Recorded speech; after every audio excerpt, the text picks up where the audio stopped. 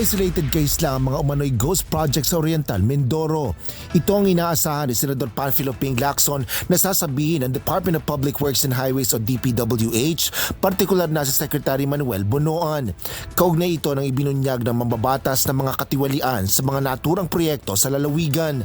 Bunsod nito, bago pa man ito ihayag ang kanyang privilege speech, ay nagsagawa na rin anya sila ng investigasyon sa iba pang lugar. Kaya napadpad sa Bulacan, sa La Union, sa Pampanga.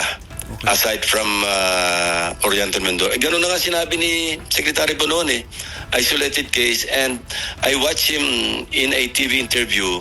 Dinidebunk niya pa yung ghost project do sa Sitio Dike. Sabi niya, mali-mali raw, miscommunication, parang sinasabi niya, hindi totoong may ghost project do sa Sitio Dike dahil sa report daw niya wala. Paliwanag pa ni Senador Ping, galing mismo ang kanilang record sa website ng DPWH at nang sumbong sa Pangulo kung saan nakadetalye ang proyekto. Bukod sa kanya, sinabi pa niya ni Bonoan na mali rin ng netizens at ang mga media na nagpunta mismo sa lugar, gayon din ang chairman ng barangay. Nililigaw niya, and he described Sitio Dike as Barangay Dike. There's no such thing as Barangay Dike. Sitio Dike, Barangay Apitong. So I don't know if he was just ignorant or he deliberately was misleading the public.